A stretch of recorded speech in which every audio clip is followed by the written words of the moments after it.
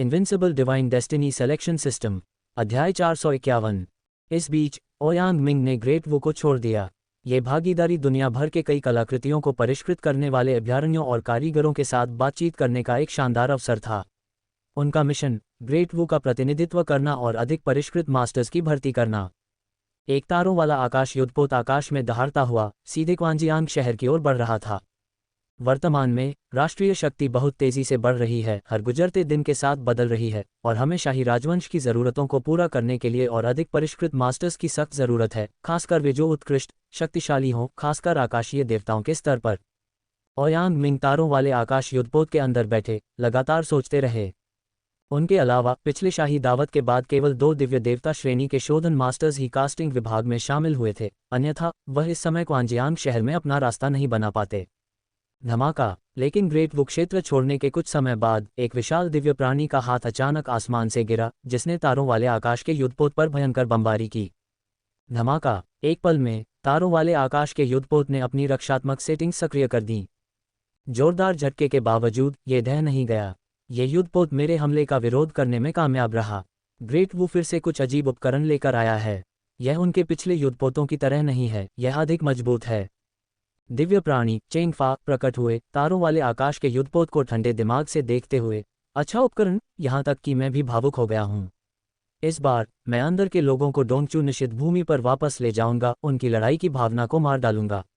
Martial सम्राट, आपने पिछली बार मुझे बहुत नुकसान पहुंचाया था, हम अभी भी खत्म नहीं हुए हैं। वह ग्रेट वू को छोड़ने के बाद से डोंगचू निषिद्ध भूमि पर वापस नहीं लौटा था और छिप रहा था। ग्रेट वू में उसने कार्रवाई करने की हिम्मत नहीं की, लेकिन ग्रेट वू से बाहर निकलने के बाद यह एक अलग कहानी थी। तारों से भरे आकाश वाले युद्धपोत को छीनना चाहते हैं। महामहिम को लंबे समय से उम्मीद थी कि आपकी डोंगचू निषिद्ध भूमि आसानी से हार नहीं मानेगी, इसलिए तैयारी कर ली गई है। ओयांग मिंग घबराया नहीं, उसकी आवाज़ युद्धपोत के अंदर से गूंज उठी। बकवास करना बंद करो, क्या तुम्हें लगता है कि तुम अकेले इस जहाज से अपनी रक्षा कर सकते हो? तुम खुद को बहुत ज़्यादा आंक रहे हो। मैं ग्रेट वू के भीतर तुम्हारे ग्रेट वू सम्राट के लिए ज़्यादा कुछ नहीं कर सकता, लेकिन एक व्यक्ति से निपटना आसान है। दिव्य प्राणी चेंगफा का हाथ आगे बढ़ा, स्वर्ग को चुनौती देते हुए विशाल जहाज को अपने में समाहित करके ऊपर उठा लिया। बूम! अचानक पवित्र प्रकाश का विस्फोट हुआ।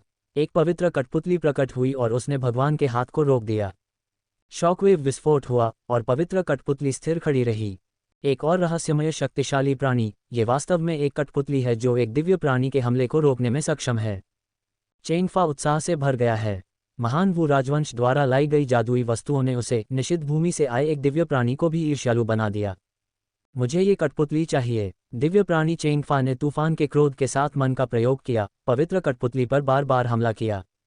लेकिन पवित्र कठपुतली ने अपनी जगह पर अडिग रहकर चेंगफा को उस पर बमबारी करने दिया।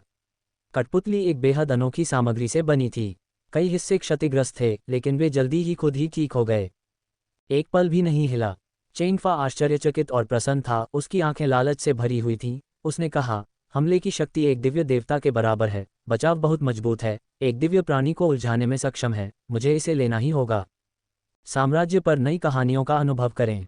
जैसे जैसे वह हमला करता रहा, उसने अचानक कुछ ऐसा देखा जिसे वह फिर कभी नहीं देखना चाहता था। भगवान को मारने वाला धनुष। पवित्र कठपुतली ने भगवान को मारने वाला धनुष खींचा। धमाका। जैसे ही तीर निकले, स्वर्ग और पृथ्वी हिल गए और प्रकाश की एक किरण सीधे चेंगफा दिव्य प्राणी पर फूट पड़ी। फिर से वह चीज़ नहीं, ये क्रोधित करने वाली है। चेंगफा ने कभी उम्मीद नहीं की थी कि एक कठपुतली भगवान को मारने वाले धनुष से लैस होगी। पवित्र कठपुतली ने लगातार 3 तीर छोड़े, जो सभी चेंगफा को लगे। निषिद्ध कलाकृति की अनोखी शक्ति ने उसके लिए चकमा देना मुश्किल बना दिया। चलो चलते हैं, हमें उस पर ध्यान देने की ज़रूरत नहीं है। ओयांग मिंग ने स्टाररी स्काई बैटलशिप को कार्रवाई करने के लिए प्रेरित किया। उसके बाद एक पवित्र कठपुतली भगवान को निशाना बनाने वाले धनुष के साथ युद्धपोत पर खड़ी थी, जो भावहीन होकर उसे देख रही थी। लगातार निराशा चेंगफा की दिव्य आत्मा को लगभग पागल कर रही थी। निषिद्ध क्षेत्र से बाहर निकलने के बाद उसकी दिव्य आत्मा को कोई पुण्य प्राप्त नहीं हुआ। वह केवल कटु घृणा में देख सकता था, क्योंकि स्टाररी स्काई बैटलशिप आकाश को चीरकर निकल गई थी। इस बीच दानव रसातल के नीचे चू युआन ने एक अंधेरी गुफा देखी। फ्लोटिंग स्लॉटर की दिव्य अग्नि रसातल में चमक उठी, जिससे अंधेरे की गहराई में प्रकाश की किरण आई। जहां दानव गुफा के भीतर गहरे लाल रंग की 2 आंखें चमक रही थीं, जो इस तरह फुफकार रही थीं मानो वे हत्या के इरादे से फटने वाली हों। दानव गुफा के अंदर बहुत सारे राक्षस छिपे हुए हैं। निंग जियुचेन ने चेतावनी दी, महाराज सावधान रहें। मुझे कई अत्यंत क्रूर शक्तियां भी महसूस हो रही हैं, जो संभवतः एक दिव्य आत्मा के स्तर तक पहुंच रही हैं। चलो अंदर चलते हैं। एक पल के ध्यान के बाद चू युआन ने दानव गुफा में कदम रखा। प्रवेश करने पर दानव गुफा बाहर से दिखने वाले बड़े द्वार से अलग थी। इसके बजाय यह विशाल थी, जिसके अंदर अविश्वसनीय मात्रा में जगह थी। दानव गुफा के भीतर से एक गंदी और अशुद्ध सांस आए। राक्षसों की दहाड़ती हुई गूंज की आवाज़ों ने दिल को आतंक से कांपने पर मजबूर कर दिया। गुफा में घुसते ही चू युआन ने अनगिनत शवों को घसीटकर अंदर आते देखा। मम्मी की तरह सूख चुके शवों पर उनके दिव्य नियम और मान थे, जिन्हें राक्षसों ने खा लिया था। जैसे ही वह अंदर गया, करीब 1000 राक्षस उस पर टूट पड़े। उनके भयानक रूप ने उनमें से सबसे कमजोर को शून्य देवता की तरह शक्तिशाली बना दिया। अगर दानव रसातल को 18 परतों में विभाजित किया गया था, तो वे कम से कम 10 परतों नीचे थे, ये सुनिश्चित करते हुए कि वे जितने भी राक्षसों से मिलेंगे वे कमजोर नहीं होंगे। निंग शियुचेन ने ठंडी आवाज निकाली। अपने हाथ की एक लहर से दिव्य आत्मा की शक्ति ने इन राक्षसों को दबा दिया, जिससे वे स्थिर हो गए। इसके बाद उन्हें महान सीलिंग तकनीक का उपयोग करके चू युआन द्वारा जगह में सील कर दिया गया। महान सीलिंग तकनीक के बिना इन राक्षसों को व्यवहार में लाना मुश्किल होगा, निंग शियुचेन ने टिप्पणी की। अचानक उस पल दानव गुफा के अंदर से एक तीखी आवाज आई। एक पल में हजारों भयानक डरावने राक्षस बाहर निकल आए। साधारण प्राणी दिव्य आत्मा की उपस्थिति से बच सकते हैं, लेकिन ये राक्षस नहीं। उनके पास जंगली जानवरों की तुलना में कोई बुद्धि या ज्ञान नहीं था। भले ही वे दिव्य आत्मा के शक्ति स्तर तक पहुंच गए हों, उनकी बुद्धि जंगली जानवर से अधिक नहीं होगी। जीवित प्राणियों की सांस का सामना करते हुए वे एक साथ झुंड में आ जाते। हमलावर राक्षसों के इस समूह में कई स्वर्गीय देवता पहले से ही थे प्रकट हुए। अच्छा, इतने सारे राक्षस सभी सीलबंद शाही राजवंश की शक्ति को बहुत बढ़ावा देंगे। निंग जियुचेन ने स्वतंत्र रूप से अपना कदम उठाया। राक्षस गुफा मुड़ गई और मुड़ गई। ऐसा प्रतीत हुआ कि उसने पहाड़ की दीवार को खोखला कर दिया है, जिससे अंदर कई छोटी राक्षस गुफाएं बन गई हैं। प्रत्येक छोटी राक्षस गुफा में बड़ी संख्या में राक्षस एक साथ समूहबद्ध थे। ये दुर्भाग्यपूर्ण है कि इन राक्षसों का मूल्य बहुत कम है, उनसे निपटना मुश्किल है और उन्हें नियंत्रित करना मुश्किल है। भले ही उनके पास स्वर्गीय भगवान की ताकत हो, लेकिन जब वे मारे जाते हैं तो कोई स्वर्गीय भगवान के नियम और दिव्य स्रोत द्रव नहीं होते हैं, जिससे प्रयास परिणाम के लायक नहीं होते हैं। उनका उपयोग करना भी मुश्किल है और विशेष तरीकों के बिना बहुत कम लोग उनसे निपटने के लिए तैयार होंगे। निंग जियुचेन ने आह भरी।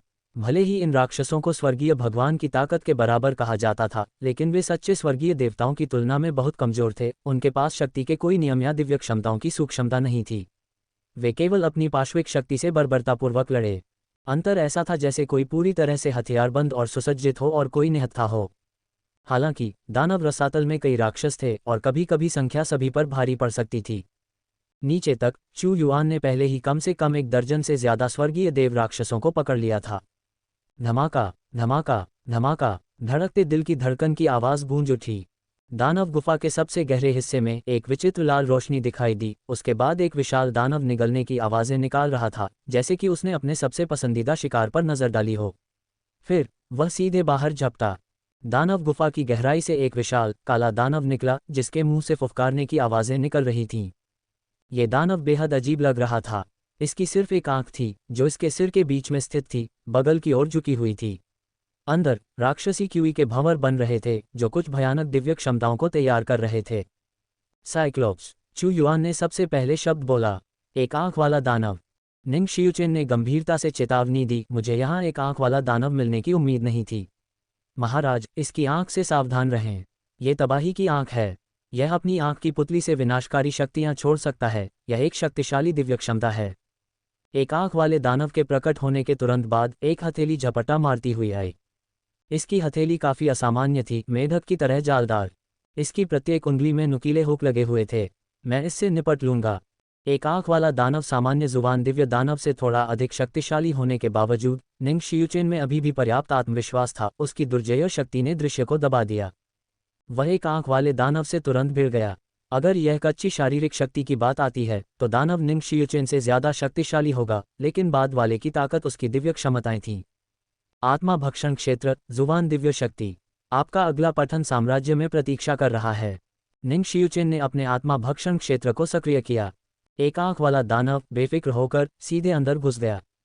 प्रत्येक कदम के साथ राक्षसी कीवी अंदर से फूट पड़ी, जो ब्रह्मांड के क्षय के समान एक जहरीली गंध का उत्सर्जन करती थी और विषैली सहायक नदियां उगलती थी। जुबान दिव्य इससे असहज था। परेशान करने वाला निंग शियुचेन का आत्मा भक्षण क्षेत्र दूसरों की अराजक आत्माओं को खा सकता था। हालांकि यह एक आंख वाला दानव विशेष था, इसका मूल एक राक्षसी मोती था जो आत्मा से रहित था। यह मूल रूप से अराजक होने के कारण स्वाभाविक रूप से निंग शियुचेन के आत्मा भक्षण क्षेत्र से डरता नहीं था। भले ही मैं आत्मा नहीं खा सकता, फिर भी मैं अपने दुर्जय मन से तुम्हें दबा सकता हूँ। जुबान दिव्य बनने के बाद निंग जियुचेन आत्मविश्वास से भर गया। उसने एक राक्षस के सामने खुद को असहाय महसूस करने से इनकार कर दिया। धमाका! उसके सिर के ऊपर एक विशाल मन भंवर दिखाई दिया जो घूम रहा था और जिसमें एक शक्तिशाली गुरुत्वाकर्षण खिंचाव था। एक आंख वाला राक्षस तुरंत उसके भीतर फंस गया। हालांकि एक आंख वाले राक्षस से प्रलय की आंख ने अचानक एक चमकदार रोशनी उत्सर्जित की। प्रलयकारी किरण ने तुरंत भंवर को तोड़ दिया, अपने रास्ते में आने वाली हर चीज को भेदते हुए हर जगह तबाही मचाई और चुयुआन को निशाना बनाया। महाराज, सावधान रहें! निंग जियुचेन चिल्लाया। चुयुआन स्थिर खड़ा रहा। उसके हाथ में प्रकाश की एक किरण दिखाई दी जिसने पूरी दानव गुफा को चमकदार चमक से भर दिया। वज्रपात ने आकाश को भर दिया, जिसने प्रलयकारी प्रकाश को तुरंत चकनाचूर कर दिया। आसमानी गड़गड़ाहट की शक्ति राक्षसों को रोकती है, निंग जियुचेन ने टिप्पणी की। लेकिन उसकी आंखें अचानक सिकुड़ गईं। दानव गुफा के अंदर दो छोटी आकृतियां दिखाई दी जो बहुत लंबी भुजाओं के साथ कुबड़ी थीं और जमीन पर लटक रही थीं। उनके मुंह अविश्वसनीय रूप से तीखे दांतों से भरे हुए थे। दो और जुबान दिव्य राक्षस। एक दानव गुफा में तीन छिपे हुए थे। यह एक ततैया के छत्ते को हिला देने जैसा था। तीन जुबान दिव्य राक्षस। निंग जियुचेन कुछ कदम पीछे हट गया। हालांकि जुबान दिव्य राक्षस असली जुबान दिव्यों की तुलना में बहुत कमजोर हैं, फिर भी मैं उनके संयुक्त हमलों से बचूंगा। लेकिन अगर महामहिम पीछे नहीं हटते तो मैं भी पीछे नहीं हट सकता। जब वह विचार कर रहा था तो चुयुआन ने सबसे पहले अपना कदम उठाया। धमाका! इस क्षेत्र में एक स्काई थंडर गेट दिखाई दिया। चुयुआन ने अपने हाथों में गड़गड़ाहट और बिजली की शक्ति को सक्रिय किया। बिजली की गड़गड़ाहट की किरण सीधे राक्षस पर लगी। स्काई थंडर गेट में अपने आप में कोई दिव्य क्षमता नहीं है। यह एक ट्रांसफर स्टेशन की तरह है जो थंडर नदी से थंडर की शक्ति को चैनल कर सकता है और खींच सकता है। ये भयंकर थंडर तत्व राक्षसों का शत्रु है। तीन राक्षसी जानवरों ने जंगली जानवरों की तरह दहाड़ लगाए। अच्छा, महामहिम थंडर की शक्ति का उपयोग कर सकते हैं, इससे हमें उनसे निपटने का एक तरीका मिल जाता है। निंग जियुचेन आत्मविश्वास से भर गया। नर्क को शांत करने के लिए दिव्य सिंहासन स्तंभ। 6 प्राचीन स्तंभ आकाश से उतरे, पूरे दानव खोह को एक ऐसे क्षेत्र में खींच लिया जो नरक को दबाता है। चुयुआन डोमेन के बीच में खड़ा था और इस समय उसकी आभा भव्य थी। वह स्काई थंडर गेट पर नियंत्रण कर रहा था और दानव खोह को दबा रहा था। तीन जुबान भगवान राक्षसी जानवरों ने चीखने की आवाज़ें निकाली। ऐसा लग रहा था कि वे इस शक्ति से डर गए हैं। निंग जियुचेन, नरकीय दमन की शक्ति से मैं इन तीन जुबान भगवान राक्षसी जानवरों को दबा दूंगा। आप उन्हें अक्षम करने के लिए कदम उठाते हैं। इस बार मैं उन सभी को एक ही बार में वश में करना चाहता हूँ। चुयुआन ने तीन जुबान भगवान राक्षसी जानवरों को देखा। उसकी आंखें लाल हो गई थीं। ये राक्षस अगर युद्ध के मैदान में खुले छोड़े जाएं तो दुश्मन की सेना में अराजकता पैदा करने के लिए पर्याप्त होंगे। मैं समझता हूँ। निंग जियुचेन का मन बेतहाशा उत्पात मचा रहा था। राक्षस सिर्फ राक्षस होते हैं, बिना किसी बुद्धि के सिर्फ हमला करना और मारना जानते हैं। नरक को शांत करने और भगवान को सिंहासन पर बिठाने के लिए स्टेल के प्रकट होने के बाद वे पूरी तरह से नुकसान में आ गए और वे भागने के लिए किसी भी दिव्य क्षमता का उपयोग नहीं करेंगे। संप्रभु दानव दमन। चुयुआन ने युद्ध के मैदान को देखा। उसकी हथेली ने आकाश को ढंक लिया। एक शानदार आकाशीय गुंबद को बाहर निकाला। उसने मानव दाव की नदी की शक्ति को और भी अधिक दमनकारी शक्ति में बदल दिया। एक हाथ दिखाई दिया जो जुबान भगवान राक्षसी जानवर को पकड़ने के लिए आगे बढ़ा। निंग जियुचेन की आंखें चमक उठीं और उसने अन्य दो को रोकने के लिए काम किया। राक्षस हालांकि दानव के पास जुबान भगवान के बराबर की शक्ति थी, लेकिन इसका उपयोग करने में वह बहुत अनाड़ी था। दानव भगवान रसातल के विशेष वातावरण के बिना ये 10 स्वर्गीय भगवान की तुलना में थोड़ा अधिक शक्तिशाली था और सीधे जमीन पर दबा दिया गया था। चुयुआन ने अपने बड़े हाथ से पकड़ लिया और दानव गायब हो गया। उसे राष्ट्रीय मोहर में ले जाया गया। उसी विधि का पालन करते हुए एक और दानव को ले जाया गया। केवल एक आंख वाले दानव को छोड़ दिया गया। रुको! एक आंख वाले दानव ने तबाही की आंख का उपयोग करने की कोशिश की, लेकिन निंग जियुचेन ने उसे एक उंगली से रोक दिया। फिर नरक को शांत करने और भगवान को सिंहासन पर बिठाने के लिए स्टेल तेजी से घूमा, दानव की खोह में गायब हो गया। इस समय चुयुआन की राष्ट्रीय मोहर के भीतर बड़ी संख्या में राक्षस थे और राष्ट्रीय भाग्य की शक्ति राक्षसों को दबाते हुए आकाश में बदल गई। नरक को शांत करने के लिए दिव्य सिंहासन के 6 स्टेल घूमे। रहस्यमय शक्ति फैल गई, तारों वाले बादल की तरह लहरें बन गईं। मुझे उम्मीद नहीं थी कि नरक को शांत करने और भगवान को सिंहासन पर बिठाने के लिए स्टेल का इतना बढ़िया उपयोग होगा। अतीत में चू युआन ने नरक को शांत करने और भगवान को सिंहासन पर बिठाने के लिए स्टेल का शायद ही कभी इस्तेमाल किया हो। उसने नरक सेना को मजबूत करने के उद्देश्य से इसे उन्नत किया, लेकिन उसे आश्चर्य हुआ कि यह राक्षसों को दबाने के लिए इतना उपयोगी था। नरक को शांत करने और भगवान को सिंहासन पर बिठाने के लिए स्टेल ने नरक को दबा दिया, सील कर दिया देवताओं और एक मजबूत दमनकारी शक्ति को बाहर निकाल दिया।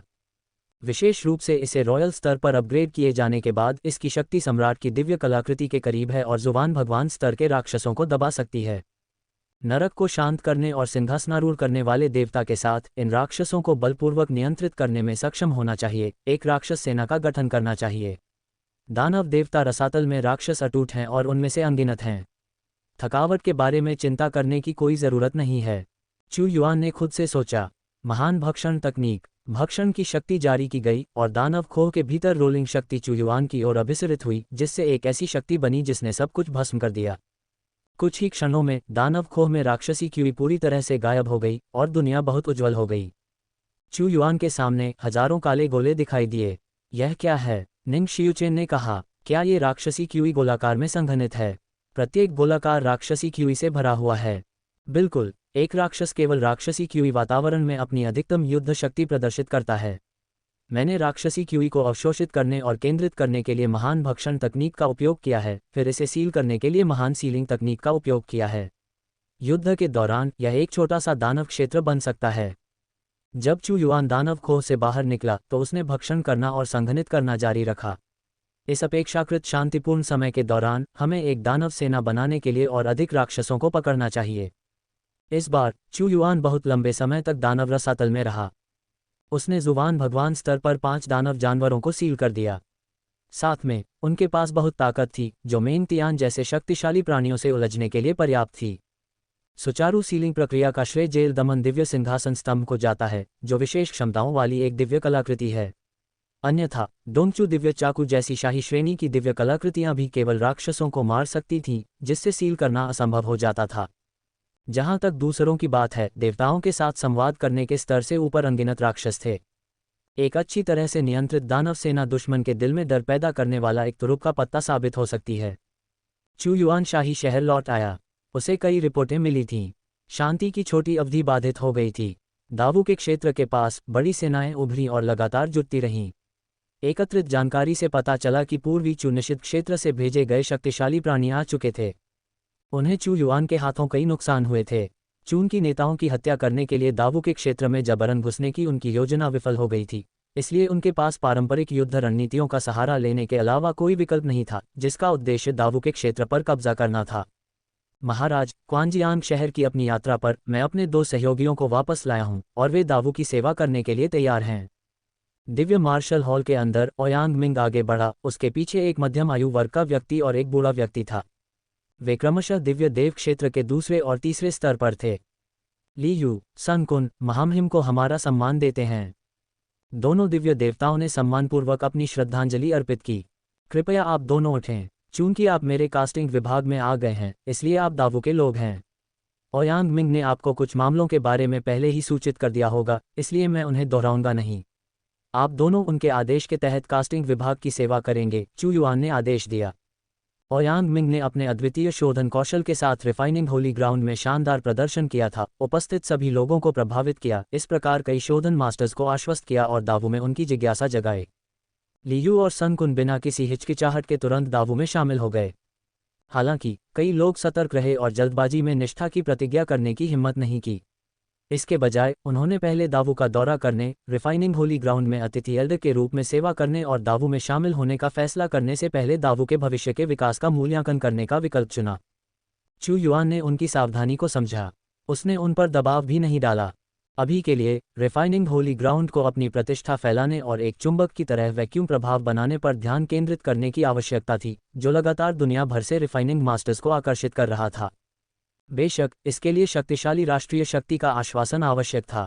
महाराज, अभी 10 दिन पहले पवित्र आकाश साम्राज्य और किंगमू के अनंत साम्राज्य ने पहले ही जुबान भगवान युद्ध शुरू कर दिया था, जिसमें दोनों पक्षों ने युद्ध के लिए 1 दर्जन से अधिक जुबान देवताओं को तैनात किया था।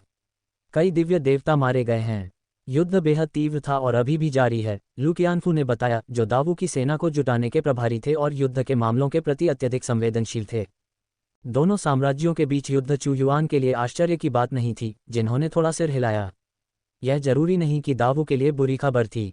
आखिरकार किंगमू अनंत साम्राज्य के क्षेत्र का एक महत्वपूर्ण हिस्सा अमर निषिद्ध क्षेत्र में वापस जाने के बाद पवित्र आकाश साम्राज्य को विरासत में मिला था।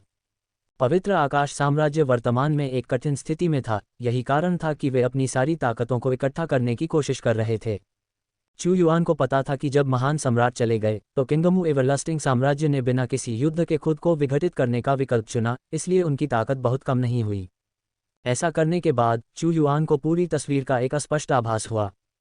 यदि साम्राज्य निषिद्ध क्षेत्र में वापस नहीं जाता और उसे दबाने के लिए किंगमू अनंत सम्राट जैसा शक्तिशाली अस्तित्व नहीं होता, तो उन्हें अनिवार्य रूप से अनगिनत आपदाओं का सामना करना पड़ता। इसलिए अपनी ताकत को बनाए रखना और महान सम्राट की वापसी का इंतजार करना बेहतर था। दिव्य देवता तियानहोंग ने बताया, मुझे भी खबर मिली है। मूल आत्मा क्षेत्र के बाहर किंगमू का अनंत साम्राज्य लगातार दुर्जय ताकतों को इकट्ठा कर रहा है। ऐसा प्रतीत होता है कि पूर्वी चू निषिद्ध क्षेत्र की सेनाओं के साथ पूर्वी चू निषिद्ध क्षेत्र के चारों ओर एक घेरा बना रहा है, साथ ही कई जुबान देवताओं को भी भेजा जा रहा है। ईस्ट चू फॉरबिडन एरिया ने कई कदम उठाए हैं और उन्हें दावू की ताकत का अंदाजा है। अगर वे हमला करेंगे तो वे निश्चित रूप से पूरी ताकत से हमला करेंगे। किंगमू के सदाबहार साम्राज्य के लिए उनकी अधिकांश सेनाएं पवित्र आकाश साम्राज्य द्वारा नियंत्रित की जा रही हैं। मेरा अनुमान है कि सुदृढ़ीकरण लाने का उनका कार्य ईस्ट चू फॉरबिडन एरिया के साथ समन्वित हमले जैसा लगता है। निंग जियुचिन, एक निपुण चालाक व्यक्ति ने सावधानीपूर्वक विश्लेषण किया। जब दीवार गिरती है तो हर कोई धक्का देता है। मेरे विचार में महामहिम, जब वे अपनी सेनाएं भेजना शुरू करेंगे तो कई शक्तियां यहां मक्खियों की तरह झुंड बनाकर आएंगी, जिनमें से प्रत्येक दावू से एक टुकड़ा काटने के लिए तरसेगी, निंग जियुचिन ने कहा, जो इतने लंबे समय तक जीवित रहे थे और कुछ भी पूर्वानुमान लगा सकते थे। दावू द्वारा खोले गए संसाधन इस हद तक भयानक थे कि जुबान देवता भी उनके लिए लालची थे। शायद ही कोई ऐसा था जो उन्हें प्राप्त नहीं करना चाहता था। यहां तक कि वह भी दाव की नींव से लगातार चकित था। ये लड़ाई अपरिहार्य है। मेरी राय में उनके द्वारा लगातार अपनी सेनाओं को जुटाने और हमें घेरने के लिए असहाय होकर प्रतीक्षा करने के बजाय पहले हमला करना बेहतर होगा, उनके हमले की लय को बाधित करना। हर गुजरते दिन के साथ दाव की ताकत थोड़ी और बढ़ जाती है, चू युआन ने कहा। साम्राज्य में आपका रोमांच जारी है। मैं लड़ने के लिए स्वेच्छा से तैयार हूँ। फैंग लेई आगे बढ़ा। वह एक दिव्य देवता बन गया था। मैं भी लड़ने के लिए स्वेच्छा से तैयार हूँ। शैडो किल आर्मी के कमांडर चेन जियान ने स्वेच्छा से काम किया। वह भी दिव्य देवता के दायरे में पहुंच गया था। इस अवधि के दौरान दाव ने कई दिव्य देवता स्तर की शक्तियों की खेती की थी।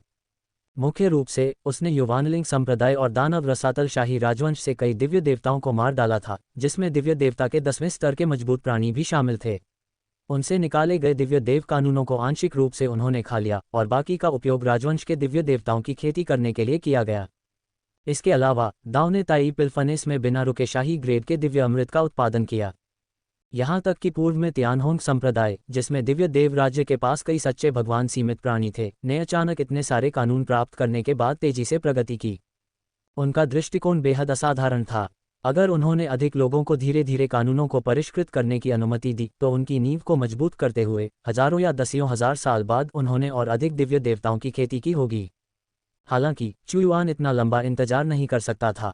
एक बार दिव्य देव कानून का उपयोग हो जाने के बाद वह दुश्मन के दिव्य देवताओं को मार डालता और अधिक निकालना जारी रखता। सम्राट का दबंग स्वभाव स्पष्ट रूप से दिखाई दे रहा था। युद्ध अपरिहार्य है। वर्तमान में ये युद्ध का प्रारंभिक चरण है, जिसमें दोनों पक्ष अपनी सेनाएं जुटा रहे हैं। ईस्ट चू निषिद्ध क्षेत्र दावू से बहुत दूर है, यहाँ अपनी सेनाएं ले जाने में समय लगता है, चू युआन ने कहा।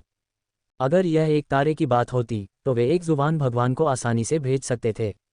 हालांकि इतने नुकसान झेलने के बाद ईस्ट चू निषिद्ध क्षेत्र अपनी सेनाएं बेतहाशा नहीं भेजेगा। वफादार और साहसी राजा की मुख्य सेनाओं को जुटाएं और स्टैंड बाय बलों को किसी भी समय आगे बढ़ने के लिए तैयार रखें। निंग जियुचिन, आप ईस्ट चू निषिद्ध क्षेत्र की तरफ युद्ध के मैदान को नियंत्रित करने के प्रभारी होंगे। मुख्य लड़ाई शुरू होने से पहले छोटी मोटी झड़पें हो सकती हैं, चू युआन ने आगे कहा। दानव देव सेना, दिव्य मार्शल सेना, दंड सेना और फीनिक्स सेना सभी को बीच बीच में होने वाले हमलों के लिए तैयार रहना चाहिए। निंग जियुचिन, आपको किसी भी समय सहायता प्रदान करने के लिए तैयार रहना चाहिए। हाँ, निंग शियुचिन ने स्वीकृति में सिर हिलाया। सम्राट के हाथों में अभी भी एक राक्षसी सेना थी जिसका इस्तेमाल किया जाना था। जिस क्षण उन्हें छोड़ा जाएगा, निस्संदेह ये तूफान मचा देगी। स्टाररी स्काई बैटलशिप के नेतृत्व में युद्धपोत कोर को जांच करनी है और जानकारी जुटानी है। शैडो किल आर्मी किसी भी समय हमला करने के लिए तैयार अन्य सेनाओं के साथ जाएगी। सेनाओं के विभिन्न लामबंदी के लिए वफादार और साहसी राजा समग्र स्थिति को नियंत्रित करेगा ताकि जल्दी से जल्दी बढ़त हासिल की जा सके। चू युआन ने समग्र स्थिति को नियंत्रित करते हुए आदेश दिया।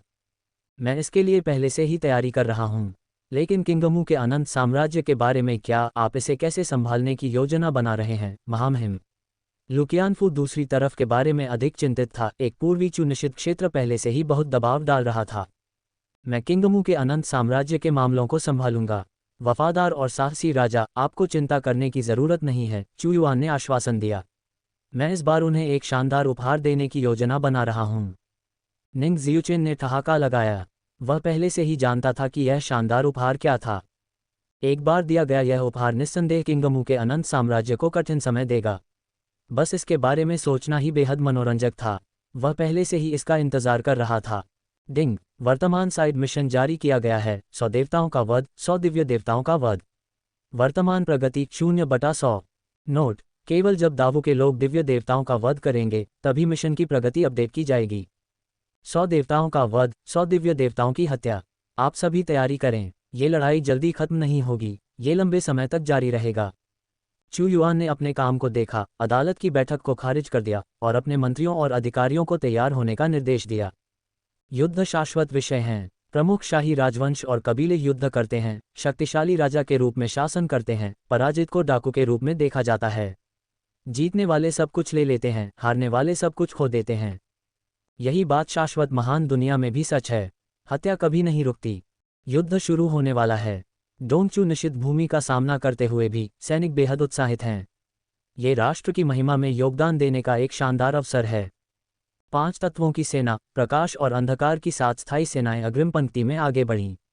तुरंत हमला करने के बजाय वे अपने सैनिकों को जमा करते हैं, रक्षा के लिए स्थापित करते हैं, अपने राष्ट्र के भाग्य की सुरक्षा में रहते हैं और तुच्छ हमलों से बचते हैं। हालांकि डोंगचू निषिद्ध भूमि में दुर्जय शक्ति और पर्याप्त भंडार हैं, लेकिन ये बेतहाशा हमला करने की हिम्मत नहीं करता। दावू के पास जुबान है शेन। दावू की सीमाओं के भीतर मार्शल सम्राट दुश्मनों को दबाने के लिए जबरदस्त राष्ट्रीय भाग्य का लाभ उठा सकते हैं। उन्हें कदम दर कदम आक्रमण करना होगा, क्षेत्रों पर अतिक्रमण करना होगा और धीरे धीरे दावू के राष्ट्रीय भाग्य को खत्म करना होगा। लापरवाही से हमला न करें, खासकर अब दावू के क्षेत्र में लापरवाही से प्रवेश न करें। क्या आपने उनका राष्ट्रीय भाग्य देखा है? यह ऐसा है जैसे कोई भारी आकाश उतरता है, यहाँ तक कि कोई दिव्य देवता भी प्रवेश करता है तो वह तुरंत दब जाता है। डोंगचू निषिद्ध भूमि में एक दुर्जय सेना महान वू राजवंश के क्षेत्रों को देखती है। राष्ट्रीय भाग्य मजबूत है, चमक तीव्र है, एक व्यापक धार की तरह। निषिद्ध भूमि के भंडार अंतहीन नहीं हैं। अनगिनत वर्षों में कौन जानता है कि कितने निषिद्ध भूमि को पदावनत किया गया है। वे खुद को मजबूत करने के लिए दावू के भंडार का भी उपभोग करना चाहते हैं। महान वू सम्राट केवल राष्ट्रीय भाग्य से 10 दिव्य देवताओं को मार सकता है। यहाँ तक कि अगर एक जुवान शेन दावू में प्रवेश करता है तो भी उसे कोई लाभ नहीं मिलेगा। चरम सीमा पर वह कुछ जुवान शेन को कब्र में भी खींच सकता है।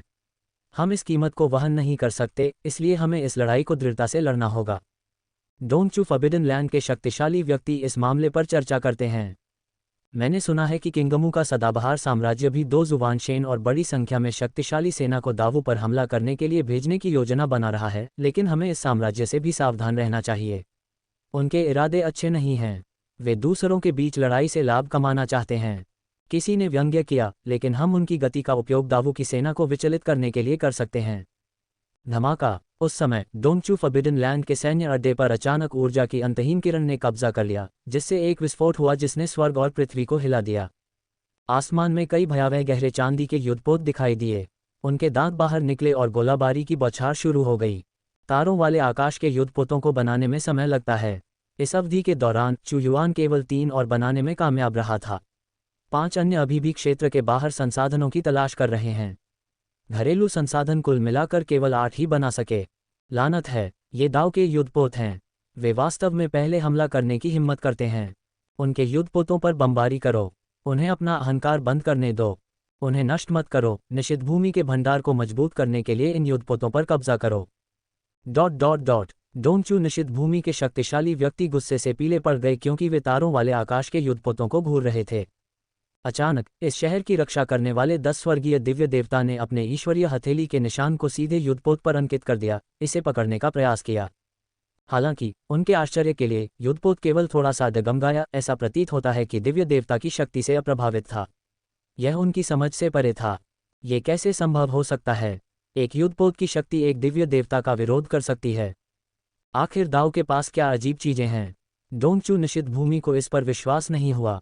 ऐसे युद्धपोत, भले ही वे निषिद्ध भूमि में अपने सभी संसाधनों को समाप्त कर दें, वे एक भी नहीं बना पाएंगे। दोनों पक्षों के अपने अपने फायदे हैं। डोंगचू निषिद्ध भूमि में अधिक शक्तियां हैं।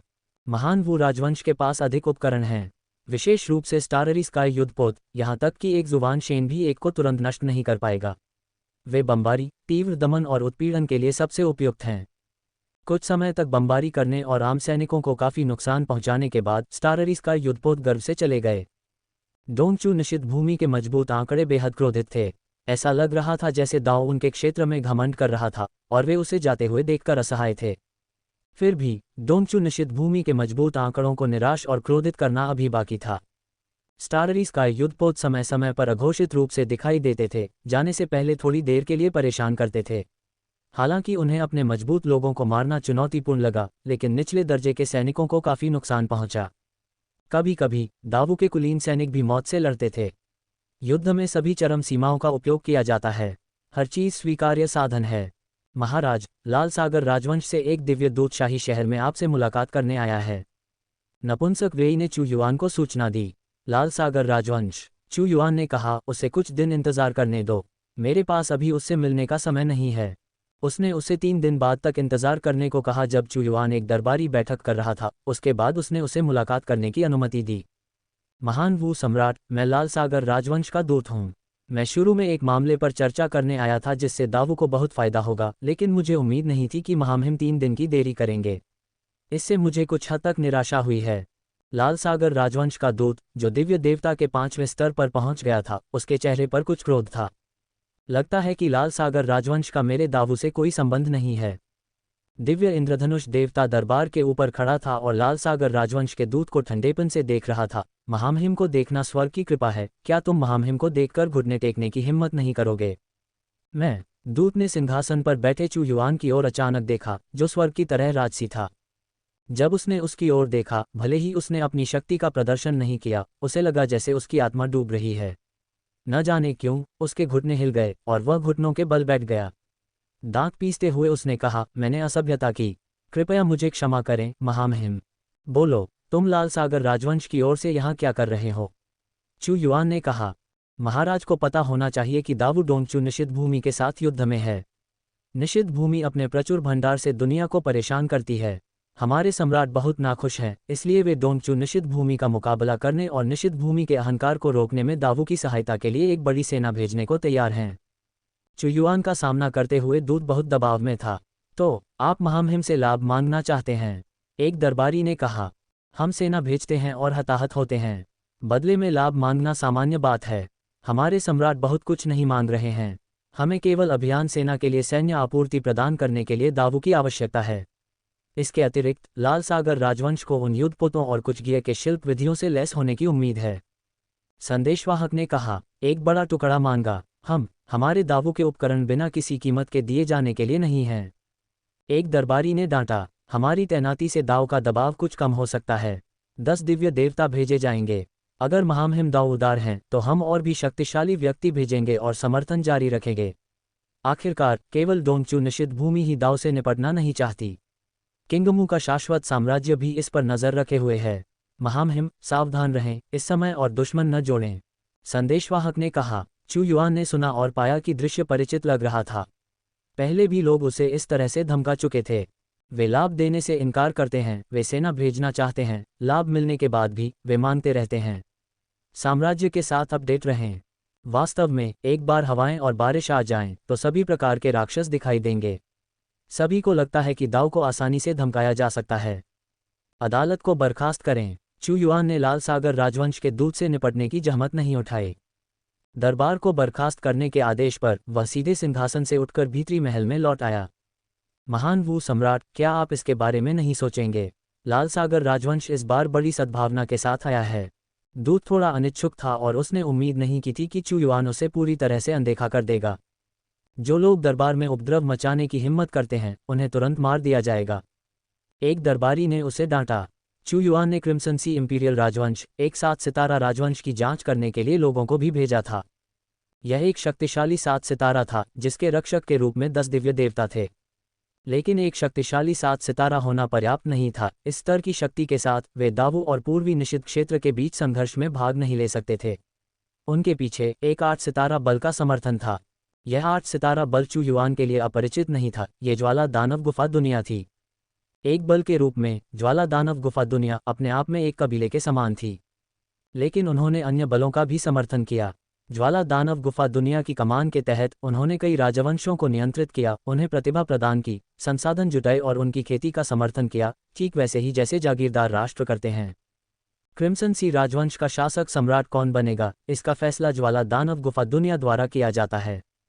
इस प्रकार का 7 सितारा राजवंश शक्तिशाली लग सकता है, लेकिन उनके शाही परिवार केवल कठपुतली थे, बिना किसी स्वायत्ता के। दावू से सीधे निपटने में असमर्थ फ्लेम डेमन गुफा दुनिया ने जानबूझकर लोगों को भेजा। वे वास्तव में दावू की मदद करने का इरादा नहीं रखते थे, बल्कि संसाधन निकालने का इरादा रखते थे। भले ही एक बड़ी सेना आ जाए, वे शायद मदद नहीं करेंगे, लेकिन एक चाकू की तरह होंगे, पहले दावू को बेरहमी से मारेंगे। उसके बाद उसने क्रिम्सन सी इंपीरियल राजवंश को अस्वीकार कर दिया। जैसा कि अपेक्षित था, कुछ दिनों बाद क्रिम्सन सी इंपीरियल राजवंश की सेनाओं के निशान सीमा पर दिखाई दिए, जो जानबूझकर चू युआन पर दबाव डाल रहे थे। साम्राज्य के साथ कहानियों का अनुभव करें। क्रिम्सन सी इंपीरियल राजवंश के बारे में चिंता मत करो। फ्लेम डेमन गुफा दुनिया दावू और पूर्वी निषिद्ध क्षेत्र के बीच युद्ध में बहुत जल्दी शामिल नहीं होना चाहती। उनका इरादा दूसरों की स्थिति से लाभ उठाना है। उन्हें रहने दो, और जब हमारे हाथ खाली होंगे तो हम उनसे निपट लेंगे।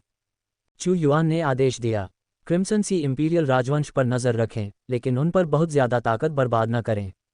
दावू युद्ध की तैयारी कर रहा था, और लगातार ताकतवर लोग अग्रिम पंक्ति में प्रवेश कर रहे थे। यह एक ऐसा युद्ध था जो जल्दी खत्म नहीं होने वाला था, एक निरंतर रस्साकशी। हालांकि दोनों पक्षों ने लगातार ताकतवर लोगों को अग्रिम पंक्ति में भेजा, लेकिन असली युद्ध का मैदान अभी तक नहीं खुला था। लेकिन छोटे छोटे झगड़े पहले से ही बिना रुके शुरू हो रहे थे। सदाबहार साम्राज्य ने भी ताकतवर लोगों को स्थानांतरित किया। मेंग तियान, हमारी गैरीसन सेना के अलावा दावू की सभी सैन्य ताकतों को पूर्वी निषिद्ध क्षेत्र में स्थानांतरित कर दिया गया है। हमने अभी तक कोई सेना तैनात नहीं की है। क्या ये हमें कम आंकना है? क्या उन्हें लगता है कि हमारे साम्राज्य में उनसे निपटने की ताकत नहीं है? हरे रंग की पोशाक पहने एक व्यक्ति युवा लग रहा था, लेकिन उसकी आंखों से उसकी उम्र का पता चल रहा था। ली जुए, क्या ये बेहतर नहीं है? पूर्वी निषिद्ध क्षेत्र दावू को निगलना चाहता है और उनकी नींव को लूटना चाहता है। जहां तक हमारे साम्राज्य का सवाल है, जबकि हमें उनके संसाधनों की जरूरत नहीं है, हमें दावू को नष्ट करने की जरूरत है, ताकि दूसरों को पता चले कि साम्राज्य वापस आ गया है और कोई भी इसका विरोध नहीं कर सकता, कोई भी इसे भड़का नहीं सकता। मेंग तियान ने ठंडे स्वर में कहा, मैं दावू द्वारा अपने राष्ट्रीय भाग्य का उपयोग करने के तरीके से स्तब्ध और भयभीत हूँ। पूर्वी निषिद्ध क्षेत्र ने एक बार जुवान शेन को हत्या की योजना के लिए भेजा था, लेकिन फिर भी विफल रहा। मुझे दावू के संसाधनों की जरूरत नहीं है, लेकिन मुझे राष्ट्रीय भाग्य को संघनित करने की उनकी विधि की जरूरत है। ली जुए ने कहा, इस बार हम सभी संसाधन पूर्वी निषिद्ध क्षेत्र को दे सकते हैं, लेकिन कुछ विशेष खजानों पर हमारा दृढ़ नियंत्रण होना चाहिए। तुम सही कह रहे हो, किसी व्यक्ति को मछली देना सिखाने से बेहतर है कि उसे मछली पकड़ना सिखाया जाए। हमें कार्रवाई करने में जल्दबाजी करने की जरूरत नहीं है, बस इंतजार करना चाहिए। जब दावू पूर्वी निषिद्ध क्षेत्र से लड़ रहा होगा, तब हमारे लिए कार्रवाई करने का समय होगा। उस समय भले ही उनके पास राष्ट्रीय भाग्य हो, वे हमें रोक नहीं पाएंगे। मेंग तियान ने दावू की ओर देखा। पवित्र आकाश साम्राज्य सबसे अधिक मरने का हकदार है, हमें और अधिक सेना तैनात करने से रोक रहा है। वे अपनी पूरी ताकत जुटाने की कोशिश कर रहे हैं। ली जुए ने कहा, यह जल्द ही होगा। पूर्वी निषिद्ध क्षेत्र दावू के साथ युद्ध शुरू करने वाला है। बस चुपचाप प्रतीक्षा करो। तुम कौन हो? अचानक ली जुए और मेंग तियान की आंखों में एक पवित्र प्राणी दिखाई दिया। उसे मार डालो। ये पवित्र आकृति बहुत अजीब थी। ली जुए ने तुरंत उसे पकड़ लिया, और विशाल जुबान शेन मन ने उस पर बमबारी की, लेकिन वह केवल कुछ बार ही हिली। क्या मजबूत बचाव है, ली जुए ने कहा। यह कोई वास्तविक व्यक्ति नहीं है, बल्कि किसी तरह की विशेष कठपुतली है। एक विशेष कठपुतली, ये फिर से दावू है। केवल वे अक्सर हमें आश्चर्यचकित करते हैं। मुझे लगा कि वे किसी को नहीं भेज रहे हैं, लेकिन जैसे ही मैंने ये कहा उन्होंने यहाँ एक कठपुतली भेज दी। वे किस पर नज़र रख रहे हैं? उनके चारों ओर दो जुबानशेन दिव्य इंद्रियां बेतहाशा फैल गईं। कोई और नहीं है, बस ये कठपुतली है। इसे क्या चाहिए? वे दोनों कुछ उलझन में थे। कठपुतली भेजना, क्या ये कटे हुए सिर का तोहफा है? अभी के लिए भूल जाओ, पहले इसे पकड़ लेते हैं। मैं देखना चाहता हूं कि दाव का बादशाह क्या चाल चल रहा है। क्या उनके पास कोई चाल नहीं बची है और वे केवल एक कठपुतली ही भेज सकते हैं? जैसे ही ली जुए कार्रवाई करने वाला था, वह अचानक पीछे हट गया। पवित्र कठपुतली ने अपना हाथ हिलाया और धमाका धमाका धमाका, हजारों लाखों काले गोले बाहर फेंके गए। यह क्या है? ली जुए और मेंग तियान के चेहरे नाटकीय रूप से बदल गए। हजारों लाखों काले गोले अचानक से निकल आए, जैसे आसमान में हजारों लाखों काले सूरज। लुढ़कती हुई राक्षसी क्यूई सीधे एक राक्षसी क्षेत्र में छोड़ी गई, जहां सारा जीवन सड़ने लगा और नष्ट होने लगा। ये चू युआन का उन्हें उपहार था। ये बहुत क्रूर था। इन सीलबंद क्षेत्रों के भीतर मुझे नहीं पता कि दानव देवता रसातल से कितने क्षयकारी राक्षसी क्यूई थे। शक्तिशाली लोग प्रतिरोध करने में सक्षम थे, लेकिन यहाँ तैनात सैनिक पहले से ही सड़ने लगे थे और काले कंकालों में बदल गए थे। यह आभा अत्यंत विषैली थी। चू युआन द्वारा सील किए जाने के बाद उसने गहरे दानव क्यूई को इकट्ठा किया। ये दानव देवता रसातल में रसातल दानव क्यूई है, क्षय का एक अनंत वातावरण। बड़ी संख्या में सैनिकों को मरते हुए देखकर ली जुए का चेहरा गुस्से से मुड़ गया। उसने दहाड़ते हुए कहा, लानत है, लानत है। दावू ने इस भयानक ऊर्जा को सील करने का प्रबंधन कैसे किया? उन्होंने ये कैसे किया? मैं सोच रहा था कि उन्होंने जवाब क्यों नहीं दिया। पता चला कि वे पहले से तैयार थे। उसने इस राक्षसी क्यूई को दबाने की कोशिश करते हुए हमला करने के लिए जुबानशेन के मन का इस्तेमाल किया। पवित्र कठपुतली ने चू युआन की दिव्य कलाकृति को ले लिया, जो अंडरवर्ल्ड सोल लैम्प को प्रकट करने वाला पहला था। अपने दिव्य कलाकृति कौशल अंडरवर्ल्ड नर्क को प्रदर्शित करता है। अंडरवर्ल्ड नर्क के भीतर हर जगह गहरे हरे रंग की लपटें भरी हुई थीं, जैसे कि यह नर्क का रंग हो। उसी समय दावू नेशनल सील ने बड़ी संख्या में राक्षसों को अंडरवर्ल्ड नर्क में ले जाया। सील हटा दी गई, दानव जाग गए, उनके मुंह से दहाड़ और चीखें निकली, उनकी रक्त लाल आंखें खुल गईं, और हत्या के इरादे की लहरें किसी को भी हिम्मत खोने के लिए पर्याप्त थीं। एक बार जब दानव जाग जाते हैं तो वे जो कुछ भी देखते हैं उसे अंधाधुंध मार देते हैं, चाहे आप कोई भी हों। दानव दावू ने वास्तव में बहुत सारे दानवों को सील कर दिया है। यह महान सीलिंग तकनीक है। ये दिव्य कलाकृति दानवों को दबा सकती है और उन्हें अपने लिए इस्तेमाल कर सकती है। बड़ी संख्या में दानवों को अपनी ओर बढ़ते देखकर ली जुए और मेंग तियान की आंखें चौड़ी हो गईं, उनकी खोपड़ी झुनझुनी कर रही थी। दावू के सम्राट वास्तव में गणना करना जानते हैं, अपने अनंत साम्राज्य के खिलाफ लड़ने के लिए दानवों का उपयोग करते हैं, जबकि उन्हें युद्ध में जाने के लिए अपने स्वयं के सैनिकों की आवश्यकता नहीं है। जुबानशेन की तुलना में कुछ और भी हैं। साधारण दानव पर्याप्त होते, लेकिन ली जुए और मेंग तियान ने जुबानशेन स्तर पर 5 दानव देवताओं को देखा। उनके अंदर जो महसूस हो रहा था उसे शब्दों में बयां नहीं किया जा सकता था। ऐसा लग रहा था जैसे उन्हें कोई बहुत बड़ा उपहार मिला हो। राक्षस सेना ने अंधाधुंध कत्लेआम किया। आज्ञा न मिलने पर वे सीधे सैन्य शिविर पर हमला कर दिया और अंधाधुंध हत्याएं शुरू कर दीं। पवित्र कठपुतली में कोई भावना नहीं होती। इसकी यांत्रिक आंखें राक्षसी सेना को नरसंहार करते हुए देखती हैं और इस दौरान टिमटिमाती रोशनी के माध्यम से छवियों को वापस भेजती हैं। ये राक्षसी सेना अंधाधुंध हत्या करती है। हालांकि इस बार केवल एक कठपुतली भेजी गई थी, इसलिए उसे प्रतिक्रिया का डर नहीं था।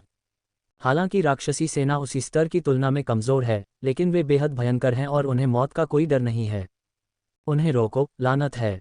वे राक्षसी सेना को हमारे खिलाफ खड़ा करने की हिम्मत कैसे कर पाए? दावू के सम्राट ने राक्षसी क्यूई को राक्षसी गोले में कैसे संघनित किया? रसातल के भीतर से दृश्य कैसे बनाए? ली जुए और मेंग तियान क्रोधित और हैरान थे। वे जुबान भगवान स्तर के राक्षसों को मारने की कोशिश करने वाले पहले व्यक्ति थे। लड़ाई बेहद भीषण थी। राक्षसी सेना असंख्य थी और जो राक्षस रसातल की गहरी परत से पकड़े गए थे वे शक्तिशाली थे। उनकी क्रूरता चरम पर थी। मात्रा गुणवत्ता की भरपाई करती है। खास तौर पर अब जब वे भीड़ में उभरे तो पूरी तरह अराजकता फैल गई। अकल्पनीय रूप से तीव्र, क्रूर और खूनी। हर जगह युद्ध की आवाज़ें गूंज रही थीं। अगर कोई दूसरा व्यक्ति वहां आता तो वह निश्चित रूप से भयभीत हो जाता। यह एक खूनी असुर क्षेत्र में बदल गया था। 5 जुबान भगवान स्तर के राक्षसों में से 3 को ली जुए और मेंग तियान ने मार डाला था। हालांकि वे सुरक्षित नहीं थे। विशेष रूप से मेंग तियान, जिसे एक आंख वाले राक्षस की तबाही की आंख ने मारा था, उसका शरीर अब तबाही की क्षयकारी आभा से भर गया था।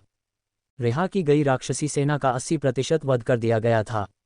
हालांकि इसने अनंत साम्राज्य की सेना को भी गंभीर रूप से क्षतिग्रस्त कर दिया, जिससे उन्हें पीछे हटने के लिए मजबूर होना पड़ा। डिंग, वर्तमान कार्य प्रगति 5/100। चू युआन को भी कार्य प्रगति के बारे में सूचना मिली।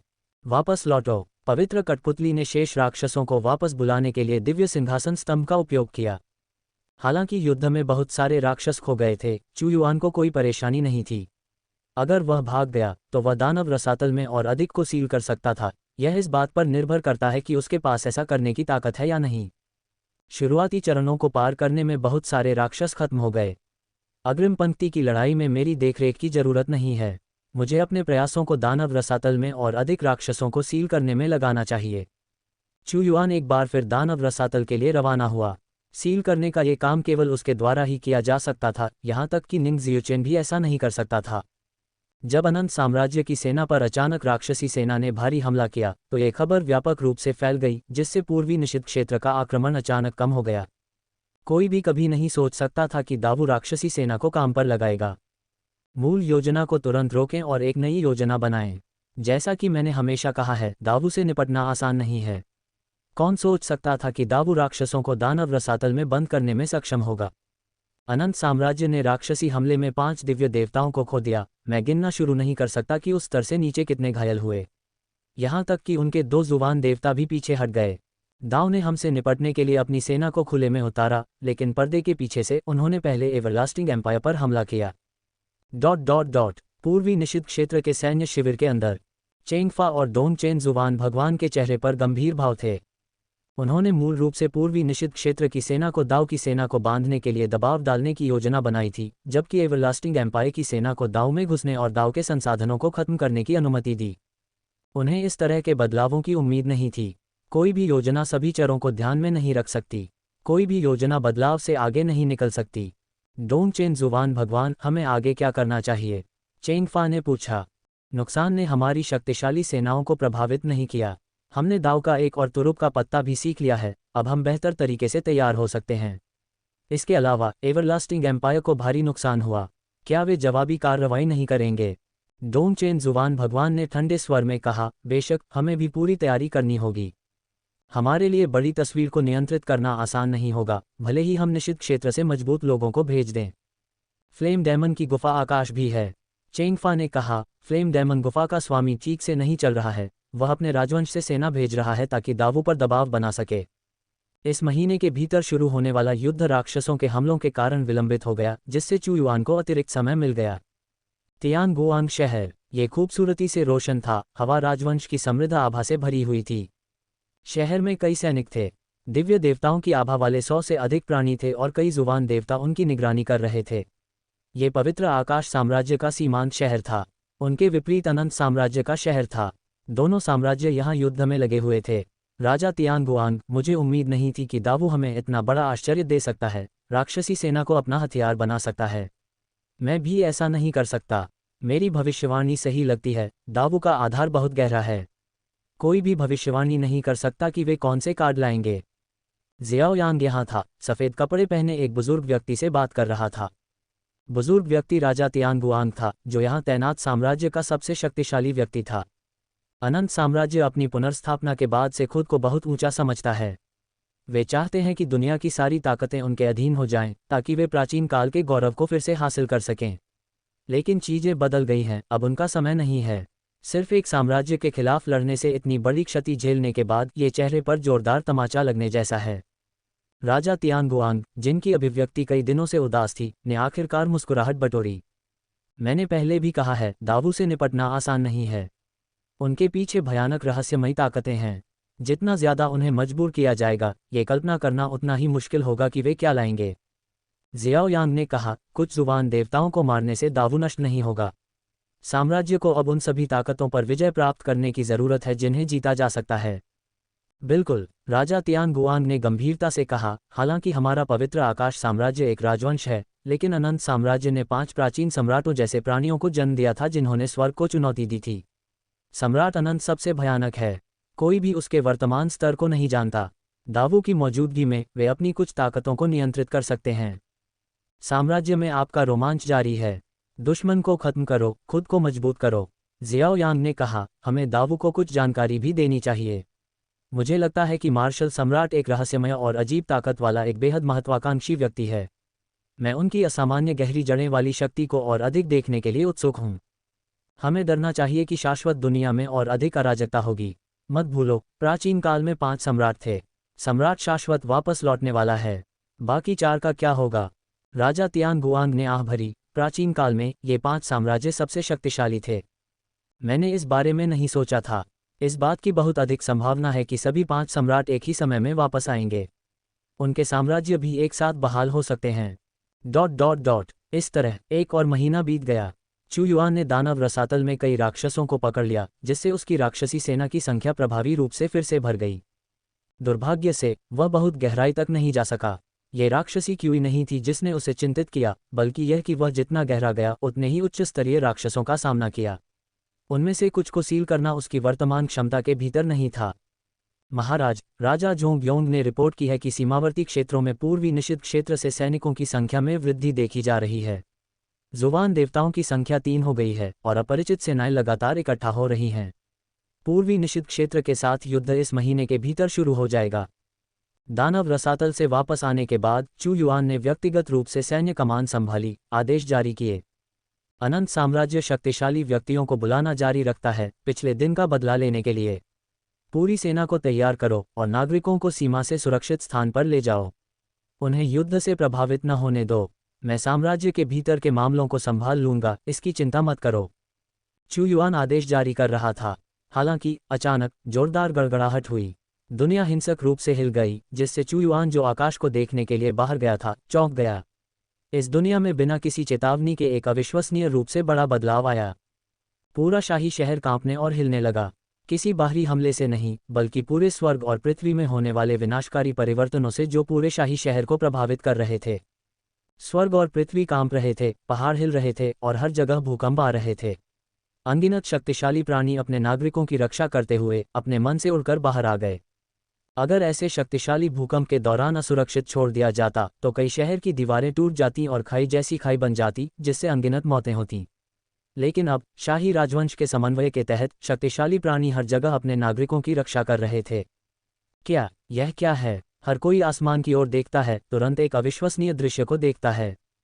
आसमान के ऊपर छायाएं मंडरा रही थीं, जैसे कि दूसरे आयाम का स्वर्ग और पृथ्वी अनंत दुनिया के साथ ओवरलैप हो रहे थे, अंतरिक्ष और समय की बाधा को तोड़ रहे थे और एक अनंत चमकदार दृष्टि को प्रकट कर रहे थे। यह उथल पुथल कई दिनों तक चली, जिसमें पंचवर्षीय तात्विक शक्ति चार्ज हो रही थी, मानो कोई दुनिया बना रही हो। आकाश में असीम चमकदार दिव्य रोशनी फैल गई, जिससे एक और दुनिया का पता चला। ये दुनिया अनंत दुनिया के आकाश से ऊपर मंडराती हुई दूसरे आयाम की घनी शक्ति से ढकी हुई थी, जिससे अपनी खुद की एक अनोखी दुनिया बन गई। पहाड़, सभी पहाड़, असंख्य पर्वत श्रृंखलाएं हर जगह अंतहीन रूप से घूमती थीं। प्रत्येक पर्वत एक मजबूत तात्विक शक्ति से घिरा हुआ था, जिसके ऊपर आदिम जंगल, घुमावदार नदियां और कुछ स्थानों पर महासागर भी थे। क्या यह एक गुप्त क्षेत्र है? लेकिन ये क्षेत्र बहुत विशाल है, ये 2 दुनियाओं के ओवरलैप की तरह है। चू युआन को लगा कि ये दिव्य पर्वत आकाश में चिलचिलाती धूप की तरह सर्वव्यापी थे, अनंत दुनिया में जहां भी आप हो, अकल्पनीय रूप से बड़े थे। स्थिति ऐसी थी मानो अनंत दुनिया के आकाश में एक और दुनिया प्रकट हुई हो, जो सर्वव्यापी महान सूर्य में बदल गई हो। हालांकि यह कोई सूर्य नहीं था, बल्कि अनंत दिव्य पर्वतों से बनी एक दुनिया थी। इस बीच स्वर्गीय प्रकाश के शहर के अंदर क्या भगवान पर्वत दुनिया इस क्षण में प्रकट हुई? पिछली बार यह प्राचीन काल में दिखाई दी थी। भगवान पर्वत दुनिया के प्रकट होने के बाद ही प्राचीन काल के 5 सम्राटों ने अनंत दुनिया को छोड़ दिया, जिससे एक युग समाप्त हो गया। स्वर्गीय प्रकाश के राजा जियाओ यांग को बहुत आश्चर्य हुआ। भगवान पर्वत दुनिया का प्रकट होना बिना किसी चेतावनी के था। जियाओ यांग ने कहा, मुझे लगता है कि मैं समझ गया हूं कि किंगमू अनंत साम्राज्य ने इस समय अपने शासन को बहाल करने का विकल्प क्यों चुना। क्या ऐसा हो सकता है कि किंगमू अनंत सम्राट ने भगवान पर्वत दुनिया के प्रकट होने का पूर्वानुमान लगाया और इसलिए इस क्षण को चुना? क्या उसकी शक्ति ऐसे दायरे तक पहुंच गई है? आदेश। स्वर्गीय प्रकाश के राजा को अचानक एक आदेश मिला और उसने गंभीरता से कहा, जियाओ यांग, आदेश में कहा गया है कि सभी सेनाओं को शाही शहर में वापस लौटना है। भगवान पर्वत दुनिया की उपस्थिति बहुत अचानक है और साम्राज्य अनजान था। सम्राट ने देश के सभी मजबूत प्राणियों को भगवान पर्वत दुनिया में प्रवेश करने के लिए जुटाने का आदेश दिया है। ये सही है, किंगमू एवरलास्टिंग साम्राज्य के साथ युद्ध में युद्ध के मैदान को बदलने का समय आ गया है। भगवान पर्वत दुनिया असली युद्ध का मैदान है। संपूर्ण एवरलास्टिंग दुनिया, अनगिनत शक्तियां, असंख्य युद्ध, सभी भगवान पर्वत दुनिया में एकत्र होंगे। जियाओ यांग ने कहा, यह एक क्रूर असुर क्षेत्र भी होगा। जल्द ही किंगमू एवरलास्टिंग साम्राज्य के साथ लड़ने वाले सभी सैनिक पीछे हट गए। डोंगचू निषिद्ध क्षेत्र शिविर 3 रहस्यमय देवताओं की कमान के साथ वे मूल रूप से इस महीने युद्ध छेड़ने की योजना बना रहे थे। हालांकि भगवान पर्वत के अवशेषों की उपस्थिति ने इन युद्धों को भी रोक दिया था। देव पर्वत दुनिया, प्राचीन काल में प्रकट होने वाली देव पर्वत दुनिया। डोंगचेन रहस्यमय देवता ने कहा, सज्जनों, ऐसा लगता है कि हम अभी दावू से नहीं लड़ सकते। देव पर्वत दुनिया का प्रकट होना सबसे महत्वपूर्ण बात है। इसके अंदर अनगिनत अवशेष, शाही श्रेणी की दिव्य नसें, सम्राट श्रेणी की दिव्य नसें और यहाँ तक कि संत श्रेणी की दिव्य नसें, साथ ही कई कीमती दिव्य औषधियाँ हैं जो हमारे अन्वेषण का इंतजार कर रही हैं। हाँ, ऐसा नहीं है कि हम दावू से नहीं लड़ सकते। ये रहस्यमय देवता जो अभी अभी आया था, उसने जोंगलिंग को बुलाया, दिल खोलकर हंसा और कहा, हमें बस एक योजना बनाने की जरूरत है, उन पर बारीकी से नजर रखने की। दावू जहाँ स्थित है वहाँ केवल कुछ ही स्थान हैं जहाँ प्रवेश करने के लिए केवल कुछ ही मार्ग हैं। हम उन्हें रोक देंगे और उन्हें हमारे साथ लड़ने के लिए मजबूर करेंगे। देव पर्वत दुनिया सभी युगों में शायद ही कभी देखी जाती है। यदि कोई अंदर नहीं जाता है तो वह देव पर्वत के अंदर अद्वितीय संसाधन प्राप्त नहीं कर सकता है। नुकसान अकल्पनीय होगा। चेंगफा ने कहा, राष्ट्र का भाग्य दाव के लिए मेरी सबसे बड़ी चिंता थी, यहाँ तक कि एक दिव्य देवता को भी इससे नियंत्रित होना पड़ता है। ईस्ट चेन दिव्य देवता ने हंसते हुए कहा, यदि हम दिव्य पर्वत में प्रवेश करते हैं तो इसका प्रभाव हम तक नहीं पहुंच सकता है और हम स्थिति को नियंत्रित कर सकते हैं और दाव को युद्ध की चुनौती दे सकते हैं। हमें पहले से ही निषिद्ध क्षेत्र से संदेश मिला है, इसने हमें पहले दिव्य पर्वत की दुनिया में प्रवेश करने, अपने पैर जमाने और साथ ही महान वू राजवंश पर दबाव डालने का आग्रह किया है। निषिद्ध क्षेत्र धीरे धीरे गहरी नींद में सोए पूर्वजों को जगा रहा है, दिव्य पर्वत भी एक अवसर है। ... ईस्ट चेन निषिद्ध क्षेत्र से युद्ध की चुनौती दी गई। संदेश सीधा था, दाव को दिव्य पर्वत पर युद्ध के लिए चुनौती दी गई। सवाल ये था कि क्या वे इसे स्वीकार करने की हिम्मत रखते हैं। दिव्य मार्शल हॉल में सभी शक्तिशाली लोग जो अभियान पर गए थे, उन्हें एक जरूरी बैठक के लिए वापस बुलाया गया है। महाराज, पूर्वी चेन निषिद्ध क्षेत्र की शक्तिशाली सेना धीरे धीरे दिव्य पर्वत में आगे बढ़ी है, दुष्ट इरादे से रणनीतिक स्थानों पर कब्जा कर रही है, जो सीधे हमारे दावू के दिव्य पर्वत में प्रवेश मार्ग को प्रभावित कर रही है। लुकियानयू ने रिपोर्ट की, मैंने इस दिव्य पर्वत दुनिया के बारे में सुना है लेकिन कभी नहीं देखा है। ये केवल कुछ ही बार अनंत दुनिया में दिखाई दिया है, आखिरी बार प्राचीन युग में था। हालांकि इसके भीतर संसाधन बहुत प्रचुर मात्रा में हैं। हर जगह शाही श्रेणी की दिव्य नसें हैं, यहाँ तक कि सम्राट श्रेणी की दिव्य नसें भी हैं, और प्राचीन खंडहरों की एक बड़ी मात्रा है, लेकिन कोई नहीं जानता कि दिव्य पर्वत किस समय स्थान से उत्पन्न हुआ है। निंग जियुचेन ने भी दिव्य पर्वत दुनिया के प्रति रुचि दिखाए। अगर हम दिव्य पर्वत पर जाते हैं तो दावू का लाभ खो जाएगा। एक राष्ट्र के भाग्य के भार के बिना सीमा युद्ध में हार की स्थिति में दिव्य पर्वत के भीतर पीछे हटने की कोई संभावना नहीं होगी। तियानहोंग दिव्य भगवान ने कहा, लेकिन अगर डर हमें रोकता है तो हम दिव्य पर्वत पर जाने से नहीं बच सकते, क्योंकि वहां संसाधन बहुत प्रचुर मात्रा में हैं। दावू के लिए यह एक अवसर है। हमारे पास सब कुछ नहीं है, दिव्य पत्थर, खनिज, दिव्य औषधियां, ये हमेशा संसाधन ही हैं जो हमारे विकास में बाधा डालते हैं। जू फैंगफैंग ने कहा, मैं फीनिक्स सेना को दिव्य पर्वत पर मोहरा के रूप में ले जाने के लिए तैयार हूं। आपकी फीनिक्स सेना युद्ध से नहीं डरती। फैंग लेई ने व्यंग्य किया, मैं स्वर्गीय दंड सेना का नेतृत्व करने के लिए भी तैयार हूं ताकि सबसे पहले हमला कर सकूं।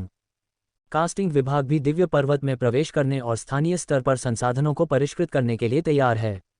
ओयांग मिंग ने कहा, न्यायालय में गर्मागर्म चर्चा चल रही थी जिसमें सभी जनरल मोहरा बनने के लिए तैयार थे। विकल्प 1, दिव्य पर्वत की दुनिया में सैनिकों को भेजें, 2000 भाग्य बिंदु और युद्ध कठपुतली का एक यादृच्छिक खाका प्राप्त करें। विकल्प 2, दिव्य पर्वत की दुनिया में सैनिकों को न भेजें, 2000 भाग्य बिंदु और युद्ध कठपुतली खाका का एक विशिष्ट मॉडल प्राप्त करें। यादृच्छिक और निर्दिष्ट युद्ध कठपुतली। चू युआन ने अपने मंत्रियों की बहस को एक तरफ रख दिया कुछ पल के लिए और स्क्रीन पर देखा जिसे दूसरे नहीं देख सकते थे। रैंडम एक रैफल ड्रॉ जैसा है जो होस्ट को एक बेहद खराब कठपुतली या एक बेहतरीन कठपुतली खींचने की अनुमति देता है, जबकि निर्दिष्ट का मतलब है प्रस्तुत किए गए ब्लूप्रिंट से एक विशिष्ट कठपुतली चुनना। गुणवत्ता संतुलित है, बिना किसी आश्चर्य या दुर्घटना के, सिस्टम ने समझाया। ठीक है, चू युआन ने कहा, दिव्य पर्वत की दुनिया में असीम खजाने हैं और हर कई सहस्राब्दियों में केवल एक बार दिखाई देते हैं। मैं ईस्ट चेन निषिद्ध क्षेत्र के कारण इस अवसर को कैसे छोड़ सकता हूँ। उन्होंने दिव्य पर्वत के भीतर लड़ने का विकल्प चुना और हम पीछे नहीं हट सकते। ये हमारे राजवंश के लिए अधिक संसाधन प्राप्त करने का एक सही अवसर है। राजवंश का विकास संसाधनों से अविभाज्य है। महाराज, योजना क्या है? लुकियानयू ने पूछा। दिव्य पर्वत विशाल है, एक दुनिया की तरह है। अपने पैरों को स्थिर रखने के लिए हमें एक आधार स्थापित करने की आवश्यकता है। पंचतत्व और प्रकाश और अंधकार सेना के सैनिक पहले दिव्य पर्वत में प्रवेश करेंगे। जिनचांग लोगों को इलाके का अध्ययन करने, मानचित्र की योजना बनाने और शहर के ठिकानों का निर्माण करने के लिए नेतृत्व करेंगे। चू युआन ने कहा, दिव्य पर्वत में प्रवेश करते समय हमें पूर्वी चेन निषिद्ध क्षेत्र के साथ युद्ध करने के लिए जल्दबाजी नहीं करनी चाहिए। मेरे आदेशों का इंतजार करें, जब तक मैं आदेश न दूं तब तक आप आगे बढ़ सकते हैं। आपका अगला पठन साम्राज्य में प्रतीक्षा कर रहा है। हम आपकी आज्ञा का पालन करेंगे। दावू पहले से ही युद्ध की स्थिति में है और इसे जुटाना आसान है। दावू से दिव्य पर्वत खंडहरों में तुरंत एक बड़ी सेना भेजी गई। डिंग, मेजबान ने विकल्प 1 चुना है, 2000 भाग्य बिंदु प्राप्त करना और एक युद्ध कठपुतली का एक यादृच्छिक खाका। जैसे ही मुख्य सेनाएं दिव्य पर्वत की दुनिया में प्रवेश करती हैं, सिस्टम तुरंत पुरस्कार भेजता है। डिंग, मेजबान ने एक यादृच्छिक युद्ध कठपुतली खाका खोला है। चू युआन ने भी अनुमान लगाया, ये सोचकर कि इस बार उसे किस तरह की यादृच्छिक सैनिक कठपुतली दी जाएगी। डिंग, मेजबान ने मैनिफोल्ड सोल्जर पपेट्स के निर्माण के लिए खाका प्राप्त कर लिया है। मैनिफोल्ड सोल्जर पपेट्स परिचय पर चू युआन की नज़र तेज हो गई। 1 से 2 आते हैं, 2 से 3 आते हैं, 3 से सभी चीज़ें आती हैं, सभी चीज़ें कई गुना हैं, कई गुना यिन और यांग। मैनिफोल्ड सोल्जर कठपुतलियों की सावधानीपूर्वक जांच करने के बाद चू युआन को कुछ खास नहीं मिला। उनके पास संतुलित रक्षा, संतुलित गति और संतुलित हमला शक्ति थी। संक्षेप में, उनके पास कोई खास लाभ नहीं था, लेकिन कोई स्पष्ट कमजोरी भी नहीं थी। सभी विशेषताएं बहुत संतुलित थीं। इन मैनिफोल्ड सोल्जर कठपुतलियों की ताकत जुबान भगवान दायरे तक पहुंचने में सक्षम थी। जुबान भगवान दायरे की शक्ति वाली कठपुतली। चू युआन ने तुरंत कास्टिंग विभाग को आदेश दिया कि वह आवश्यक सामग्री पहुंचाए। मेरा सिस्टम स्पेस लगभग एक विशाल कारखाना है। सभी प्रकार के सैनिक, सभी प्रकार के युद्धपोत, सभी प्रकार की विशाल तोपें, सभी प्रकार के उपकरण और अनगिनत दिव्य औषधियां यहां बनाई जा रही हैं। चू युआन का सिस्टम स्पेस वस्तुतः अनंत था और वह अभी भी अनिश्चित था कि सीमा कहां स्थित है। इस बीच भगवान पर्वत की दुनिया में पहला शहर पहले ही बन चुका है। भगवान पर्वत से प्राप्त संसाधनों को शुरू में वहां वापस ले जाया जाएगा, जहां कास्टिंग विभाग के लोग उन्हें परिष्कृत करेंगे, जिससे यात्रा पर समय की बचत होगी। वास्तव में, हालांकि भगवान पर्वत युद्ध के दौरान ग्रेट वू के लिए राष्ट्रीय नियति की सुरक्षा को कम करता है, लेकिन लाभ कमियों से काफ़ी अधिक हैं। थोड़े ही समय में ग्रेट वू सेना ने लगातार हमले किए और अनंत दुनिया से कुछ दुर्लभ दिव्य सामग्रियों को प्राप्त करने में कामयाब रही और उन्हें खजाने में बदल दिया। ग्रेट वू के 40वें वर्ष के मध्य अक्टूबर में गॉड माउंटेन वर्ल्ड के उद्भव के बाद से कुछ समय बीत चुका है। ग्रेट वू राजवंश ने गॉड माउंटेन के भीतर पहले से ही कई लाभ प्राप्त किए हैं। पहला जुबान गॉड पपेट आखिरकार पूरा हो गया है। चू युआन के सामने एक पूरी तरह से बनी कठपुतली दिखाई दी। ग्रेट वू के संपूर्ण संसाधनों का उपयोग करते हुए चू युआन ने जुबान गॉड मैनिफोल्ड पपेट बनाने के लिए बस इतना ही जुटाया, जिसने सभी संसाधनों को समाप्त कर दिया। इस मैनिफोल्ड पपेट में पवित्र कठपुतलियों की तुलना में बहुत कम रक्षात्मक शक्ति थी। इसकी आक्रमण शक्ति मुश्किल से जुबान गॉड स्तर तक पहुंचती थी और सच्चे जुबान गॉड से कमतर थी। लेकिन चूंकि यह एक कठपुतली थी, इसलिए इसका उपयोग ऊर्जा खर्च करने और ग्रेट वू की ताकत को काफ़ी हद तक बढ़ाने के लिए किया जा सकता था। वफादार बहादुर राजा को एक आदेश भेजें, सेना को आगे बढ़ना चाहिए। गॉड माउंटेन वर्ल्ड में जिन्हें माउंटेन लाइन और ईस्ट फॉरबिडन एरिया में एक पूर्ण टकराव में शामिल होना चाहिए, जिन्हें माउंटेन का नाम ग्रेट वू ने रखा है। भगवान पर्वत को घेरे हुए घने सुनहरे प्रकाश के कारण नदियों का रंग भी सुनहरा था। पवित्र सवारी आगे बढ़ती है। वुचू शहर। वुचू शहर, भगवान पर्वत दुनिया में महान वू द्वारा निर्मित किला शहर। ये भगवान पर्वत का अंदरूनी हिस्सा है। चू युआन भगवान पर्वत पर पहुंचा। यहाँ प्रकाश असाधारण रूप से उज्ज्वल था और आकाश में सूर्य और चंद्रमा के निशान घूम रहे थे। उसने आध्यात्मिक ऊर्जा से भरी एक गहरी सांस ली। ऐसा लगा जैसे वह एक बहुत बड़ी नस में हो। भले ही कोई जानबूझकर साधना न करे, पूरे दिन इस आध्यात्मिक ऊर्जा में सांस लेने से उसे एक दुर्जेय शक्ति मिलेगी। उसने आदेश दिया और सेना आगे बढ़ने लगी। भगवान पर्वत की दुनिया बहुत बड़ी थी, जिसमें जटिल भूभाग और कई नदियां और पहाड़ थे। ग्रैंड वू सेना आगे बढ़ी, जिससे पूर्वी निषिद्ध क्षेत्र हिल गया। यदि महान वू ने कोई कदम नहीं उठाया तो वे आक्रामक हो जाएंगे, जिससे उनकी सेना तुरंत जिन्हें पर्वत क्षेत्र की ओर आगे बढ़ना शुरू कर देगी और आमने सामने का मुकाबला करेगी। महाराज, सेना तेजी से जिन्हें पर्वत की ओर बढ़ रही है। न केवल हम आगे बढ़ रहे हैं, बल्कि लाल सागर राजवंश ने भी अपनी सेना भेजी है और पास में इकट्ठा हो गए हैं। वुचू शहर के अंदर चू युआन सत्ता में बैठा था। वह जिन्हें पर्वत पर जाकर भिड़ना नहीं चाहता था, लेकिन इस महत्वपूर्ण चरण में उस स्थिति के सभी पहलुओं को नियंत्रित करने की आवश्यकता थी। लाल सागर शाही राजवंश के अलावा और कौन सी ताकतें इस मजे में शामिल होने की कोशिश कर रही हैं? चू युआन ने पूछा। उनके साथ 4 से 5 राजवंश हैं और सबसे दुर्जय राजवंश सेलेस्टियल फॉरेस्ट नामक राजवंश है। स्वामी एक शक्तिशाली जुबान भगवान अस्तित्व है जो ज्वाला दानव गुफा से कमजोर नहीं है, और उन्होंने दुर्भावनापूर्ण इरादों के साथ एक शक्तिशाली सेना भेजी जो लालच से वहां देख रही थी। एक मंत्री ने सूचना दी। ये सभी ताकतें अराजकता से लाभ उठाना चाहती हैं, लेकिन बस चुपचाप बैठे रहना और कुछ न करना अस्वीकार्य है। चू युआन ने हाथ हिलाया। मेरा आदेश भेजो। निंग शियुचेन और वफादार और बहादुर राजा सेना को जिन्हें पर्वत रेखा तक ले जाना जारी रखेंगे। लाल सागर राजवंश और दिव्य वन राजवंश दिलचस्प हैं। युद्ध देव सेना लाल सागर राजवंश की सेना को मिटाने के लिए देव मार्शल सेना के साथ जाएगी। दानव देव सेना दिव्य वन राजवंश को मिटाने के लिए जेल रक्षक सेना के साथ जाएगी। जो लोग चुपचाप बैठकर लाभ प्राप्त करना चाहते थे, चू युआन स्वीकार नहीं करेगा। आइए पहले उन्हें मिटा दें। महाराज, हमारी दिव्य सेना को क्या करना चाहिए? दिव्य भगवान ने पूछा। दिव्य सेना का भी अपना मिशन है।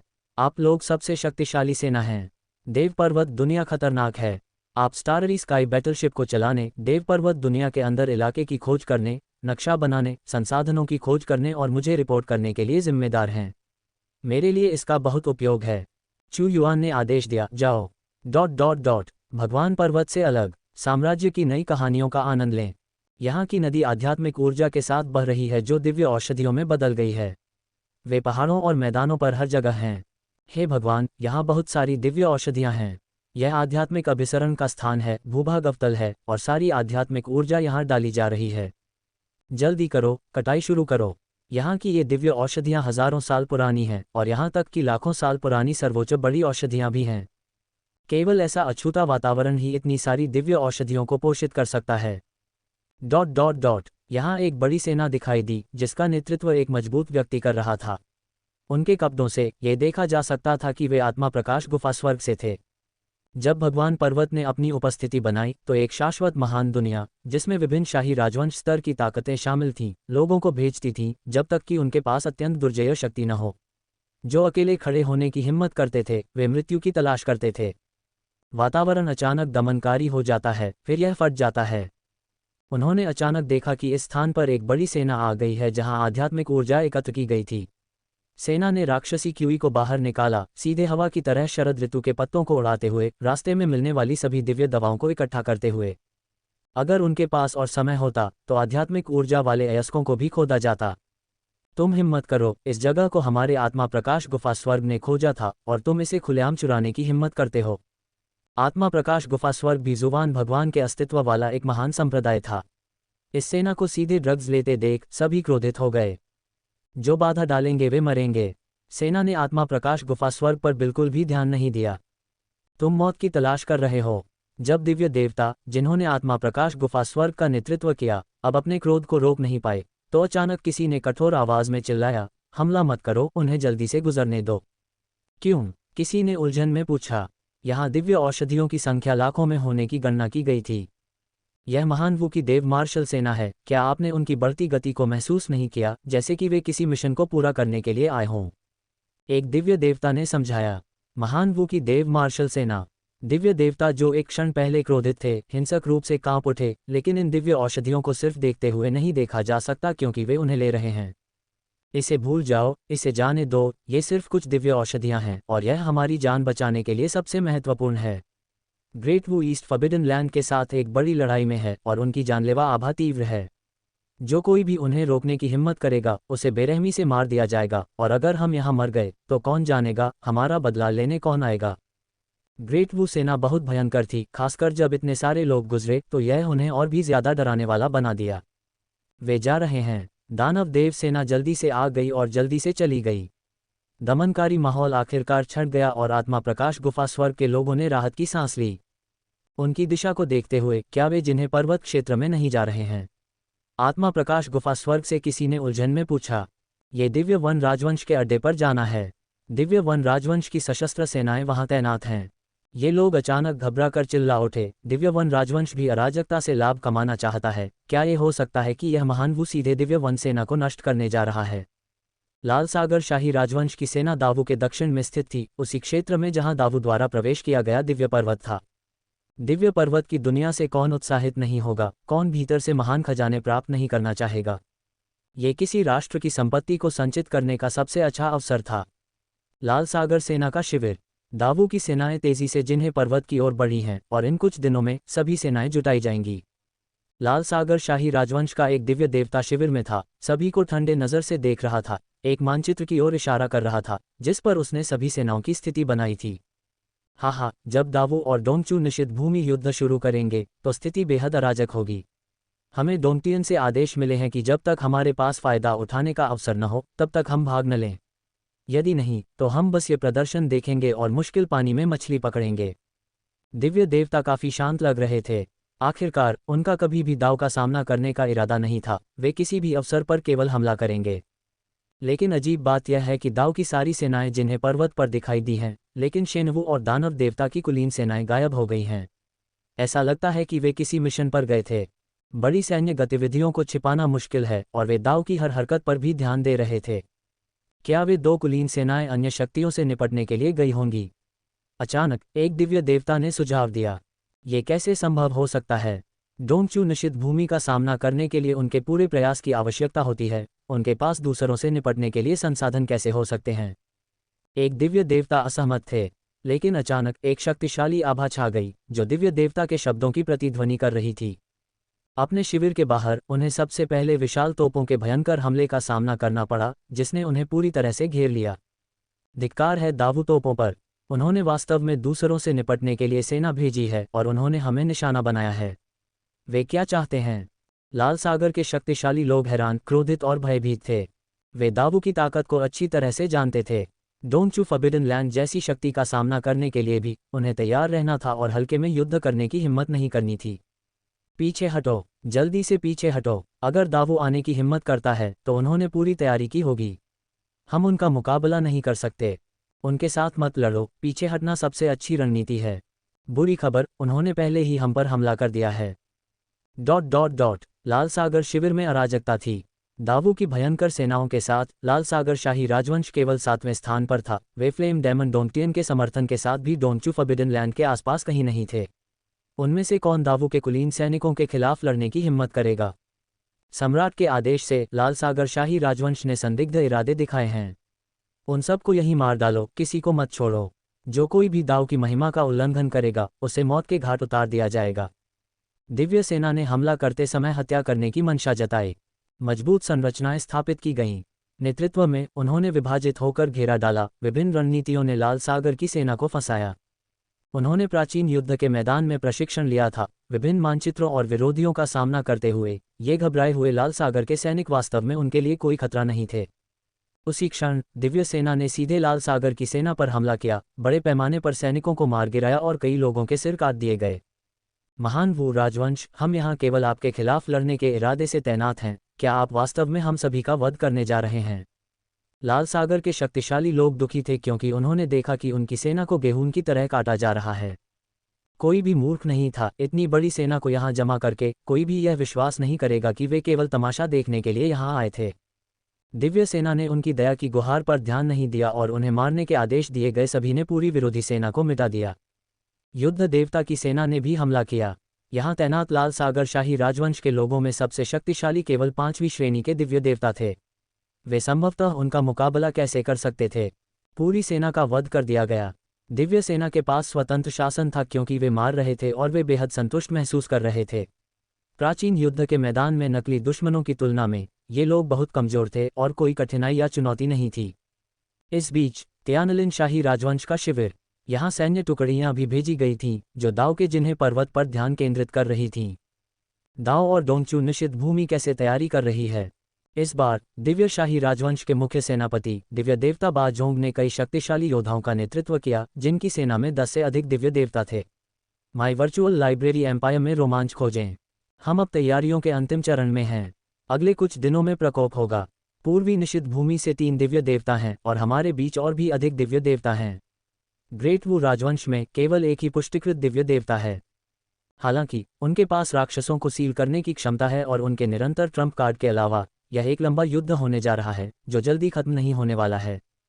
किसी ने टिप्पणी की, उन्होंने 3 से शुरुआत की है और कहा जाता है कि और भी दिव्य देवता इकट्ठा होते रहेंगे। हम दिव्य वन के लोग इस तरह की फिजूल खर्ची बर्दाश्त नहीं कर सकते। पूर्वी निषिद्ध भूमि में वास्तव में बहुत सारे संसाधन हैं, लेकिन वे बहुत लंबे समय से मौजूद हैं, उनके बहुत से संसाधन खो गए हैं। अगर वे अपने संसाधनों को फिर से भरने के लिए अन्य शक्तियों के संसाधनों को नहीं खाएंगे तो वे गायब हो जाएंगे। जनरल ने कहा, मुझे उम्मीद है कि अब ग्रेट वू और पूर्वी निषिद्ध भूमि के बीच लड़ाई और भी तीव्र हो जाएगी। आदर्श रूप से दोनों पक्ष अपनी बहुत सी दिव्य देवता स्तरीय शक्तियों को खो देंगे। ठीक है, तैयार हो जाओ, कड़ी नजर रखो। ...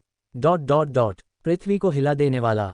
अचानक उस पल में आकाश में कई गहरे चांदी के युद्धपोत दिखाई दिए, ऊर्जा की एक धार नीचे गिर रही थी। महान वो युद्धपोत। दिव्य शाही राजवंश की सेनाएं तुरंत अस्त व्यस्त हो गईं। जनरल चिल्लाया, अच्छा नहीं, ग्रेट वू ने हमसे निपटने के लिए अपनी सेना को विभाजित कर दिया है। वे मुर्गे को मारकर कड़ी चेतावनी दे रहे हैं, जल्दी से पीछे हटो, योजना के अनुसार कार्य करो।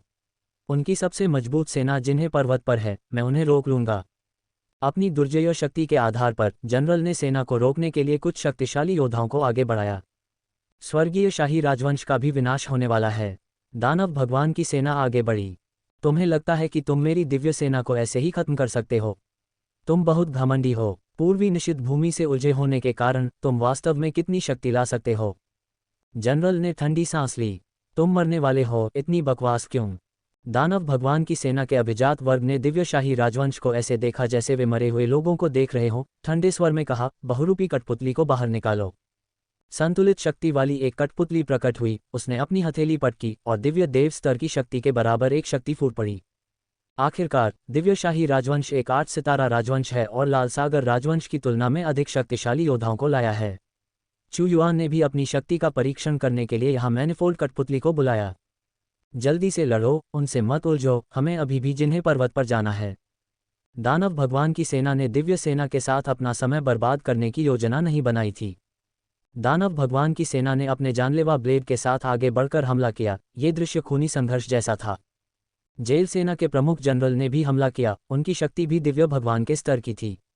दिव्य भगवान स्तर की कठपुतली। जो जनरल पहले भी सख्त व्यवहार कर रहा था, उसका चेहरा मैनिफोल्ड कठपुतली को देखकर डर से मुड़ गया।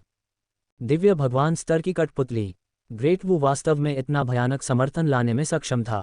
मैनिफोल्ड कठपुतली ने सेना पर हमला किया।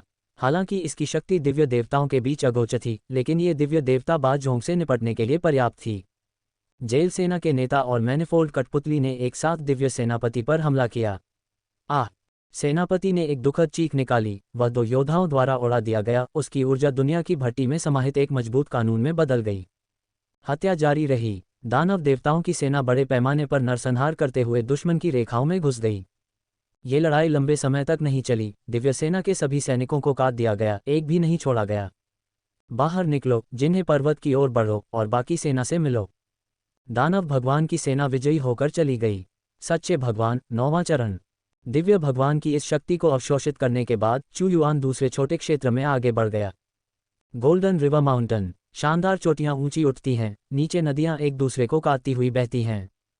दिव्य पर्वत शब्द का इस्तेमाल इस दुनिया को संदर्भित करने के लिए किया जाता है क्योंकि इस क्षेत्र में पहाड़ों की बहुतायत है।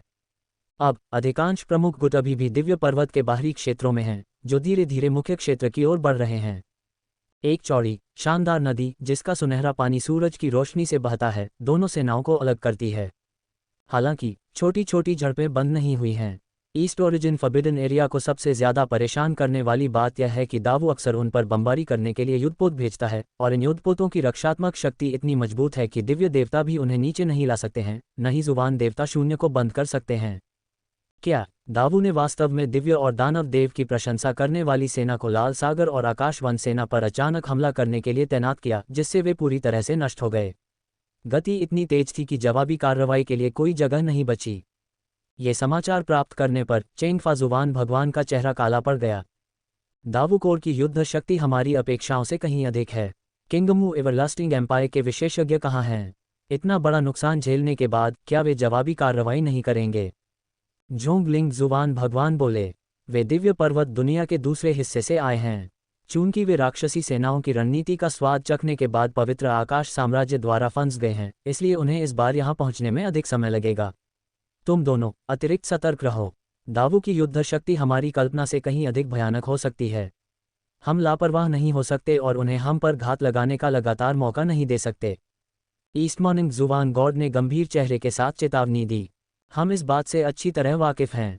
अब जब हम तीनों यहाँ पहरा देने के लिए हैं तो वे कोई भी आश्चर्यजनक हमला नहीं कर पाएंगे। ... दूसरी तरफ रक्षा पंक्ति, राजा झोंगयोंग, दिव्य सैनिक कोर और दानव देव कोर फिर से संगठित हो गए हैं। क्या हमें हमला करना चाहिए? सैन्य शिविर में कई सेनापति एकत्र हुए। एल्डर निंग शियुचेन की ओर देखते हुए, जो अपनी आंखें बंद करके आराम कर रहा था, लू कियानफू ने उसे यह कहते हुए सुना, मेरी तरफ मत देखो। मैं रणनीति तुम सब पर छोड़ता हूँ। अगर विपक्षी जुबान भगवान कार्रवाई करते हैं तो मैं भी शामिल हो जाऊंगा। ठीक है, उस स्थिति में मैं हमारी युद्ध योजना का खुलासा करूंगा। लू कियानफू ने कहा, इस बार महामहिम ने हमें 8 स्टाररी स्काई बैटलशिप, बड़ी संख्या में स्काई वॉरशिप और सम्राट श्रेणी की दिव्य कलाकृति sound thunder sword array eldering के नियंत्रण में ईस्ट ओरिजिन के दिव्य चाकू का मुकाबला करने के लिए भेजा है।